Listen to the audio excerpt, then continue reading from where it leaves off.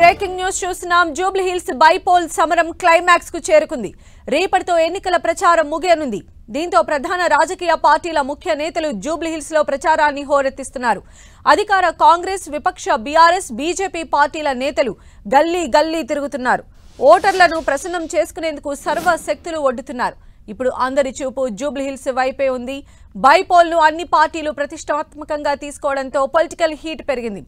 Congress party మంత్రివర్గం మొత్తాన్ని మోహరించగా road షోలు, కార్నర్ మీటింగ్లతో కేటీఆర్ దూసుకెళ్తున్నారు. ఇక బీజేపీకి అన్నీ తానే నడిపిస్తూ ఉన్నారు కేంద్ర మంత్రి కిషన్ రెడ్డి.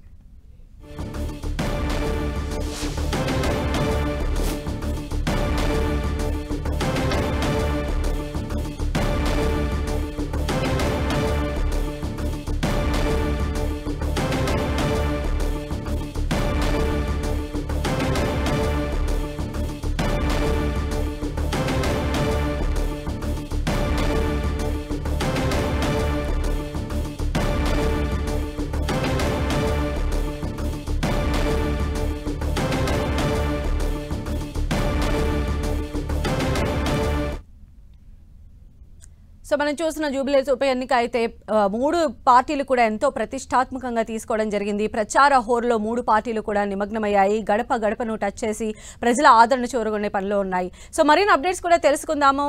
మనకి ప్రతాప్, అదేవిధంగా కరుణాకర్, అజయ్ మనకు లైవ్ లో అందుబాటులో ఉన్నారు. మొదటిగా ప్రతాప్ దగ్గరికి వెళదాం. ఎన్నికల ప్రచారంలో కాంగ్రెస్ పార్టీ దూకుడు పెంచింది. ప్రతాప్, మంత్రివర్గం మొత్తాన్ని కూడా నియోజకవర్గంలో మోహరించిన పరిస్థితి కనిపిస్తోంది. అలాగే ప్రచారంలో కూడా చాలా ముందుగా వెళ్తున్నటువంటి పరిస్థితి ఉంది. పైగా సీఎం రేవంత్ రెడ్డి స్వయంగా కాంగ్రెస్ ప్రచారాన్ని భుజాన వేసుకుని క్షేత్రస్థాయిలో పార్టీ నేతలకు దిశానిర్దేశం చేస్తూ ఉన్నారు. ప్రతి ఓటర్ను చేరుకునేలా 14 మంది మంత్రులు, 35 మంది ఎమ్మెల్యేలు, పలువురు ఎంపీలు గడప గడపకు వెళ్లి ప్రచారం చేసిన పరిస్థితి ఉంది. కాబట్టి సో కాంగ్రెస్ వర్షన్ ఏంటి? కాంగ్రెస్ నేతలందరూ కూడా ఇంకా క్షేత్రస్థాయిలోనే ఉన్నారు. మరి ప్రచారానికి టైం దగ్గర పడుతోంది తెరపట్టడానికి. ఎలాంటి అప్డేట్స్ ఉన్నాయి? మీరు వాళ్ళు ఏం ఎక్స్పెక్ట్ చేస్తూ ఉన్నారు రిజల్ట్ పైన? ఎస్ సంధ్య, కాంగ్రెస్ పార్టీ మాత్రం జూబ్లీ హిల్స్ పైన పూర్తి స్థాయిలో ఫోకస్ పెట్టిందని చెప్పుకోవచ్చు. రేపు సాయంత్రం 5 గంటల వరకే ప్రచార పర్వం ముగియనున్న నేపథ్యంలో దీనికి సంబంధించి ఇప్పటికే దాదాపు ఒక విస్తృతంగా ప్రచారాన్ని అయితే చేస్తున్న పరిస్థితి కనబడుతుంది. స్వయంగా సీఎం రేవంత్ రెడ్డితో పాటు మంత్రులంతా కూడా కాలికి బల్పం కట్టుకొని తిరిగినట్టుగా కూడా మొత్తం ప్రతి నియోజకవర్గానికి, ప్రతి డివిజన్కి సంబంధించి ప్రతి డివిజన్లో కూడా విస్తృతంగా పర్యటనలు చేస్తున్న పరిస్థితి ఉంది. మొత్తం 7 డివిజన్లకు సంబంధించి ఒక్కొక్క డివిజన్ను 2 మంత్రుల చొప్పున బాధ్యతలు అప్పగించారు. ఆ మంత్రుల కింద మళ్ళీ 35 మంది ఎమ్మెల్యేలకు, 18 మంది కార్పొరేషన్ చైర్మన్లకు, పార్టీ అనుబంధ విభాగాలకు సంబంధించి అందరూ కూడా అప్పగించిన పరిస్థితి ఉంది. ఈ ఎన్నికను చాలా అత్యంత ప్రతిష్టాత్మకంగా తీసుకోవడంతో ప్రతి ఓటర్ను కలిసే విధంగా కొన్ని ఇండ్లలో, అంటే ఒక్కొక్క డివిజన్లో కొంతమంది కొన్ని ఇండ్లకు కేటాయించిన పరిస్థితి. వారంతా కూడా విస్తృతంగా ఆయా నేతలంతా నేతలంతా కూడా ఆ ఇండ్ల వద్దకు వెళ్ళి ఓటర్లను ప్రసన్నం చేసుకునే పనిలో పూర్తి స్థాయిలో నిమగ్నమయ్యారని చెప్పుకోవచ్చు. దాదాపు వారం రోజుల నుంచిగా పూర్తి స్థాయిలో దీనిపైనే ఫోకస్ పెట్టిన పరిస్థితి ఉంది. ఎమ్మెల్యేలకు ఎవరెవరికైతే బాధ్యతలు అప్పగించారో ఎమ్మెల్యేలతో పాటు కార్పొరేషన్ చైర్మన్లు కానీ ఇతర నేతలకు అంతా కూడా మరి ప్రతిరోజు మానిటరింగ్ చేసిన పరిస్థితి. ఉదయం సాయంత్రంకి దీనికి సంబంధించి స్పెషల్గా సీఎం రేవంత్ రెడ్డితో పాటు డిప్యూటీ సీఎం బట్టి విక్రమార్క, అదేవిధంగా PCC chief Mahesh Kumar Goud, incharge Meenakshi Natarajan కూడా ఇక్కడే దీనిపైన పూర్తి స్థాయిలో ఫోకస్ పెట్టి ఎన్నికనే అబ్జర్వేషన్ చేస్తున్న పరిస్థితి అయితే ఉంది. ఇక్కడెక్కడ ఎలాంటి పరిస్థితి ఉంది ఏందనే దానిపైన ఇప్పటివరకు దీన్ని ఒక మానిటరింగ్ చేసిన పరిస్థితి ఉంది. మొత్తంగా కుల సంఘాలకు సంబంధించి, ముఖ్యంగా ఆయా వర్గాలకు సంబంధించి ఆకట్టుకునే విధంగా ఇప్పటికే ప్రతి వర్గానికి సంబంధించి ఆయా సంబంధించిన మంత్రులు కానీ ముఖ్యమైన నేతలంతా కూడా వారితో సమావేశాలు పెట్టుకుంటూ వారిని అందరూ కూడా కాంగ్రెస్ వైపు తిప్పుకునేగా చేయడం, సినీ కార్మికులను స్వయంగా సీఎం రేవంత్ రెడ్డి సభ పెట్టి వారిని కాంగ్రెస్ పార్టీ వైపు తిప్పుకునే ప్రయత్నం చేసి నిన్న ఈవినింగ్ కూడా ప్రెస్ మీట్ పెట్టి అభివృద్ధికి సంబంధించి, ముఖ్యంగా జూబ్లీ హిల్స్ నియోజకవర్గ అభివృద్ధికి సంబంధించి కానీ హైదరాబాద్ అభివృద్ధికి సంబంధించి కానీ నిన్న సీఎం చేసిన కామెంట్స్ కానీ ప్రభుత్వం ఈ 2 ఏళ్లలో చేసిన అభివృద్ధి కార్యక్రమాలన్నింటి కూడా వివరించుకుంటూ వచ్చారు. దీనికి సంబంధించి జూబ్లీ హిల్స్ నియోజకవర్గం ఎంత ప్రతిష్టాత్మకంగా కాంగ్రెస్ పార్టీ తీసుకునే కూడా చూడొచ్చు. ముఖ్యంగా దీనికి సంబంధించి కంటోన్మెంట్ ఎన్నికల్లో, ఉప ఎన్నికల్లో కంటోన్మెంట్లో కాంగ్రెస్ పార్టీ గెలిచిన తర్వాత అక్కడ జరిగిన అభివృద్ధి కానీ ఇప్పుడు జూబ్లీ హిల్స్లో కూడా కాంగ్రెస్ పార్టీ గెలిస్తేనే ఎలాంటి అభివృద్ధి జరుగుతుందనేది కూడా నేను స్వయంగా సీఎం రేవంత్ రెడ్డి చెప్పడం జరిగింది.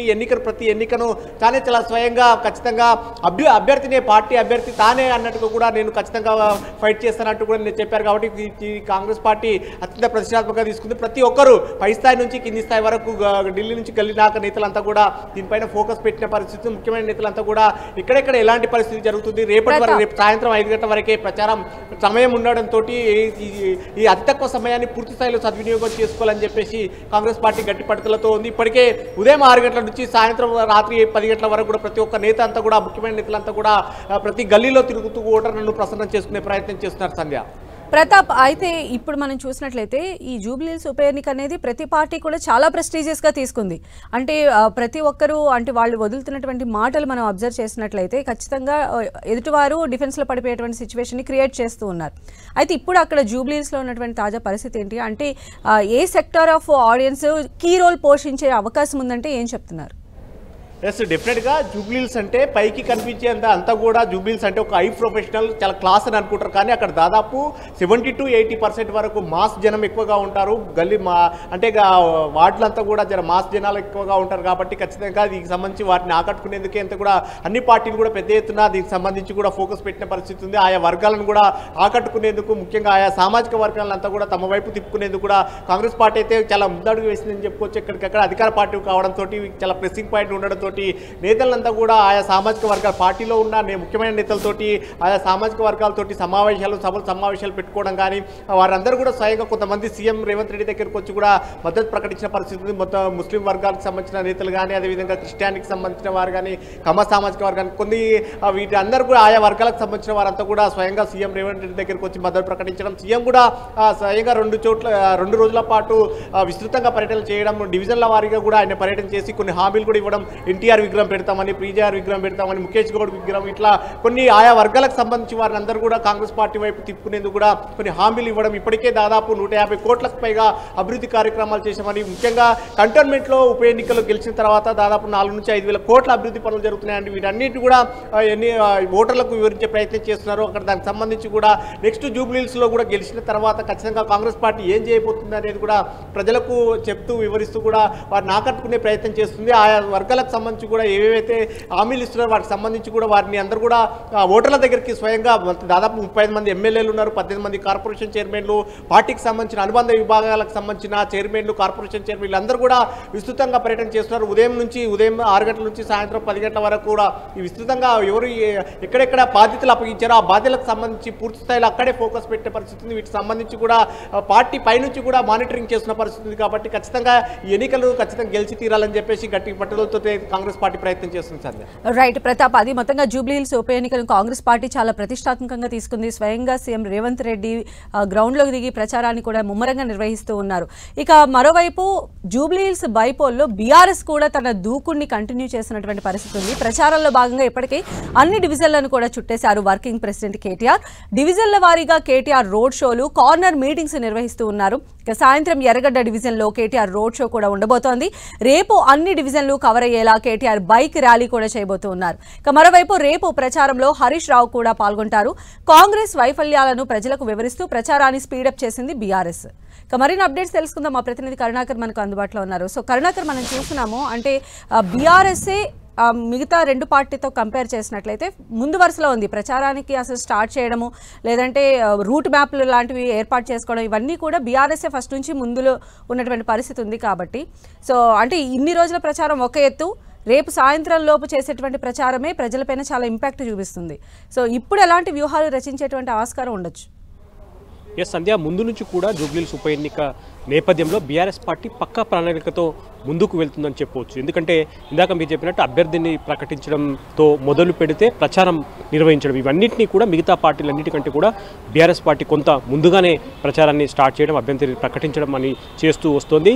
దాంతోపాటు తమ సిట్టింగ్ స్థానం, ఎందుకంటే ఇది బీఆర్ఎస్ పార్టీలో మాగంటి గోపీనాథ్ దివంగత ఎమ్మెల్యే మరణించడంతో ఉప ఎన్నిక వచ్చింది కాబట్టి ఖచ్చితంగా తమ సిట్టింగ్ స్థానాన్ని గెలిచి తీరాలన్న పట్టుదల కనిపిస్తుంది. ఈ ఉప ఎన్నికలో గెలవడం ద్వారా హైదరాబాద్లో బీఆర్ఎస్ పార్టీ చాలా బలంగా ఉండడంతో పాటు రాబోయే ఎన్నికల్లో వచ్చే అధికారం మాదే అని చెప్పి ప్రజల్లోకి సంకేతాలు తీసుకెళ్లాలని చెప్పి బీఆర్ఎస్ పార్టీ గట్టిగా భావిస్తుంది. ఈ నేపథ్యంలో ఖచ్చితంగా ఈ ఎన్నికల్లో గెలిచి తీరాలన్న పట్టుదలతో బీఆర్ఎస్ పార్టీ ముందుకు వెళ్తోంది. ముందు నుంచి కూడా BRS party working president KCR ఆదేశాలతో కేటీఆర్ రంగంలోకి దిగారని చెప్పవచ్చు. మాజీ మంత్రి హరీష్ రావుతో పాటు మాజీ మంత్రులు కావచ్చు, ఎమ్మెల్యేలు, ఎమ్మెల్సీలు, మిగతా ముఖ్యమైన నేతలంతా కూడా జూబ్లీహిల్స్ గ్రౌండ్లోకి దిగారు. డివిజన్ల వారీగా ముందుగానే ఇన్ఛార్జీలను నియమించిన బీఆర్ఎస్ పార్టీ ఇప్పుడు బూత్ స్థాయిలో ప్రతి 100 మంది ఓటర్లకు ఒక ఇన్ఛార్జిని కూడా నియమించి పూర్తి స్థాయిలో గట్టిగా ప్రయత్నం చేస్తోంది, ప్రచారం నిర్వహిస్తోంది. అందులో బీఆర్ఎస్ వర్కింగ్ ప్రెసిడెంట్ కేటీఆర్ డివిజన్ల వారీగా ఇప్పటికే రోడ్ షోలు, కార్నర్ మీటింగ్లు నిర్వహించారు. ఈరోజు కూడా ఎర్రగడ్డ డివిజన్లో కేటీఆర్ రోడ్ షో ఉంది. రేపు భారీ ఎత్తున జూబ్లీహిల్స్లోని అన్ని డివిజన్లు కవర్ అయ్యే విధంగా కేటీఆర్ బైక్ ర్యాలీ నిర్వహించబోతున్నారు. ఇక రేపు సాయంత్రం 5 గంటల వరకే ప్రచారానికి సమయం ఉంది కాబట్టి ఈ కొంత సమయాన్ని పూర్తి స్థాయిలో సద్వినియోగం చేసుకునే విధంగా బీఆర్ఎస్ పార్టీ అన్ని ప్రయత్నాలు చేస్తుంది. ముఖ్య నేతలంతా కూడా ప్రతి ఓటర్ను నియోజకవర్గంలో, ఎందుకంటే కేసీఆర్ స్పష్టంగా బీఆర్ఎస్ నేతలకు ఒకటే ఆదేశం ఇచ్చారు, జూబ్లీహిల్స్లో సాధ్యమైనంత వరకు ప్రతి ఓటర్ను కలిసి ప్రచారం చేయాలని చెప్పి 9.5 ఏళ్ల బీఆర్ఎస్ పాలనలో చేసిన అభివృద్ధి సంక్షేమ పథకాలను వివరించాలని చెప్పి కేసీఆర్ ఆదేశించారు. కాబట్టి బీఆర్ఎస్ ముఖ్య నేతలంతా కూడా ప్రతి ఓటర్ను కలిసే ప్రయత్నం చేస్తున్నారు. ఇక కేటీఆర్ రోడ్ షోలు, కార్నర్ మీటింగ్లతో పాటు ఎప్పటికప్పుడు ప్రచార సరళిని పర్యవేక్షించేందుకు ప్రత్యేకంగా వార్ రూమ్ ఏర్పాటు చేశారు. వార్ రూమ్ నుంచి కేటీఆర్ ఎప్పటికప్పుడు ప్రచారాన్ని పర్యవేక్షిస్తున్న పరిస్థితిని మనం చూస్తున్నాం. కాబట్టి రేపు సాయంత్రం 5 గంటల వరకే ఈ సమయం ఉంది కాబట్టి ఈ సమయాన్ని కూడా సద్వినియోగం చేసుకోవాలని చెప్పి బీఆర్ఎస్ పార్టీ గట్టి ప్రయత్నం చేస్తుంది. సంధ్య అంటే ఇప్పుడు మనం చూసినట్లయితే అటు అధికార పార్టీ నుంచి ఇటు బీజేపీ నుంచి వచ్చేటువంటి విమర్శలన్నింటినీ కూడా తిప్పికొడుతూ కేటీఆర్ తన ప్రచారాన్ని ముందుకు తీసుకెళ్తూ ఉన్నారు. అదేవిధంగా హైదరాబాద్తో లోకల్గా ఉన్నటువంటి సమస్య ఉన్నటువంటి వాళ్ళందరితో కూడా ఆయన మీటింగ్స్ నిర్వహిస్తున్నారు. ఇది ప్రజల్లో ఎంతవరకు ఇంపాక్ట్ చూపించేటువంటి అవకాశం ఉంటుంది? అది ఓటు బ్యాంకుగా కన్వర్ట్ అయ్యే ఛాన్సెస్ ఉంటాయి? ఖచ్చితంగా ఎన్నికల ప్రచారం, జూబ్లీహిల్స్ ఉప ఎన్నికల ప్రచారంలో బీఆర్ఎస్ పార్టీ 2 అంశాలను ప్రధానంగా ప్రజల్లోకి, ఓటర్ల మధ్యలోకి తీసుకెళ్తుంది. అందులో ఒకటి 9.5 ఏళ్లలో బీఆర్ఎస్ పార్టీ చేసిన అభివృద్ధి సంక్షేమ కార్యక్రమాలు, అందులో ప్రధానంగా హైదరాబాద్ అభివృద్ధిని ప్రధానంగా ఈ ప్రచారంలో ప్రజల ముందుకు తీసుకెళ్లే ప్రయత్నం చేస్తుంది. అదే సమయంలో కాంగ్రెస్ 2 ఏళ్ల పాలనల వైఫల్యాలను కూడా ప్రజల ముందు ఎండగట్టే ప్రయత్నం బీఆర్ఎస్ పార్టీ చేస్తుంది. 2 ఏళ్ల కాంగ్రెస్ పాలనలో 6 గ్యారంటీల హామీలు కావచ్చు, ఇతర ఎన్నికల హామీల్లో ఏ ఒక్కటి కూడా, ఆర్టీసీ ఉచిత మహిళా ప్రయాణం తప్ప మిగతా హామీలు ఏ ఒక్కటి కూడా పూర్తిగా అమలు కాలేదన్న అంశాన్ని ప్రధానంగా బీఆర్ఎస్ పార్టీ ముందుకు తీసుకెళ్లబోతుంది. అంతేకాకుండా హైడ్రా విషయంలో, హైదరాబాద్లో జూబ్లీహిల్స్లో ఉప ఎన్నిక జరుగుతుంది కాబట్టి హైడ్రా పేదవాళ్ళ ఇళ్లను కూలగొడుతుంది కాబట్టి ఈ అంశాన్ని కూడా ప్రధానంగా జూబ్లీహిల్స్ ఎన్నికల ప్రచార అస్త్రంగా బీఆర్ఎస్ పార్టీ ఉపయోగించుకుంటుంది. కాబట్టి జూబ్లీహిల్స్లో కుల మతాల వారీగా లేకపోతే సామాజిక వర్గాల వారీగా ఎవరెవరు ఓటర్లు ఉన్నారు, వాటి ఏ అంశాలు ప్రభావితం చేస్తాయన్న అంశాలను పూర్తి స్థాయిలో పరిగణలోకి తీసుకున్న తర్వాతే బీఆర్ఎస్ పార్టీ ప్రచారాన్ని ముమ్మరం చేసింది. రేపు సాయంత్రం వరకు 5 గంటల వరకే ప్రచారానికి సమయం ఉన్న నేపథ్యంలో కేటీఆర్ పూర్తి స్థాయిలో ఇప్పుడే వార్ రూమ్లో కేటీఆర్ మిగతా నేతలందరితో కూడా ఇప్పుడు సమీక్షా సమావేశం కూడా కొనసాగుతుంది. సాయంత్రం ఎర్రగడ్డలో కేటీఆర్ రోడ్ షో ఉంటుంది. రేపు అన్ని డివిజన్లు కవర్ అయ్యే విధంగా భారీ బైక్ ర్యాలీ కూడా ఉండబోతుంది. కాబట్టి ఈ బీఆర్ఎస్ పాత్రం ఖచ్చితంగా సెంటిమెంట్ వర్కౌట్ అవుతుంది. ఎందుకంటే దివంగత ఎమ్మెల్యే మాగంటి మరణంతో ఈ ఎన్నిక వచ్చింది, ఆయన సతీమనే ఇప్పుడు పోటీ చేస్తుంది కాబట్టి ఖచ్చితంగా సెంటిమెంట్ కూడా వర్కౌట్ అవుతుంది. ఖచ్చితంగా గెలుపు అవకాశాలు బీఆర్ఎస్కి ఎక్కువ ఉన్నాయని చెప్పి పార్టీ నేతలు బలంగా నమ్ముతున్న పరిస్థితిని మనం చూస్తున్నాం. సంధ్య, అంటే అదేవిధంగా ఇప్పుడు అధికార పార్టీ అంటే కాంగ్రెస్ పార్టీ చేస్తున్నటువంటి ప్రధానమైనటువంటి విమర్శ ఫస్ట్ నుంచి కూడా అంటే బీఆర్ఎస్ చాలా అవినీతిమయంగా పరిపాలన కొనసాగించింది 10 సంవత్సరాల్లో. ఎస్పెషల్లీ బీఆర్ఎస్ బీజేపీ 2 ఒకటే అనేటువంటి స్లోగన్ని మళ్ళీ ఈ ఉప ఎన్నికల్లో కూడా వాళ్ళు చాలా ప్రధానంగా వినిపిస్తున్నారు. దీన్ని ఎలా డిఫెన్స్ చేసుకునేటువంటి అవకాశం ఉంటుంది? దీని నుంచి అంటే ఈ ఆరోపణల నుంచి ఓవర్కమ్ ఖచ్చితంగా చేసుకోవాల్సినటువంటి అవసరం ఉంటుంది కదా బీఆర్ఎస్కి ప్రెజెంట్. ఖచ్చితంగా ముందు నుంచి కూడా అధికార కాంగ్రెస్ పార్టీ, అందులో ప్రధానంగా ముఖ్యమంత్రి రేవంత్ రెడ్డి బీఆర్ఎస్ పార్టీపై పెద్ద ఎత్తున విమర్శలు, ఆరోపణలు గుప్పిస్తున్నారు. మనం చూసాం నిన్న ముఖ్యమంత్రి రేవంత్ రెడ్డి ప్రత్యేకంగా మీడియా సమావేశం ఏర్పాటు చేసి మరి ఇటు బీఆర్ఎస్తో పాటు బీజేపీ పార్టీపై ఆరోపణలు, విమర్శలు గుప్పించిన పరిస్థితిని మనం చూస్తున్నాం. అయితే బీఆర్ఎస్ కాంగ్రెస్ 2 పార్టీలు, అంటే బీజేపీ కాంగ్రెస్ 2 పార్టీలు బీఆర్ఎస్ పై చేస్తున్న విమర్శల, ఆరోపణలను ధీటుగా తిప్పికొడుతున్న పరిస్థితిని మనం చూస్తున్నాం. ఎందుకంటే హైదరాబాద్ అభివృద్ధితో పాటు తెలంగాణ అభివృద్ధి గడిచిన 9 ఏళ్ల బీఆర్ఎస్ పాలనలో మాత్రమే జరిగిందని చెప్పి బీఆర్ఎస్ పార్టీ బలంగా చెబుతూ వస్తుంది. అదేంటే కేంద్రంలో, గతంలో అధికారంలో ఉన్న కాంగ్రెస్ పార్టీ కావచ్చు, ఇప్పుడు ప్రస్తుతం కేంద్రంలో అధికారం ఉన్న బీజేపీ పార్టీలు 2 కూడా తెలంగాణ అభివృద్ధికి ఏమాత్రం సహకరించలేదని చెప్పి బలంగా బీఆర్ఎస్ పార్టీ ప్రచారం చేస్తూ వస్తుంది. కాబట్టి తెలంగాణతో పాటు హైదరాబాద్ అభివృద్ధి జరగాలంటే జూబ్లీహిల్స్లో ఖచ్చితంగా ఓటర్లందరూ బీఆర్ఎస్ పార్టీకి ఓటేయాలని చెప్పి బీఆర్ఎస్ పార్టీ ప్రజల్లో ప్రచారం చేస్తున్న పరిస్థితిని మనం చూస్తున్నాం. సంధ్య, రైట్ కరుణాకర్.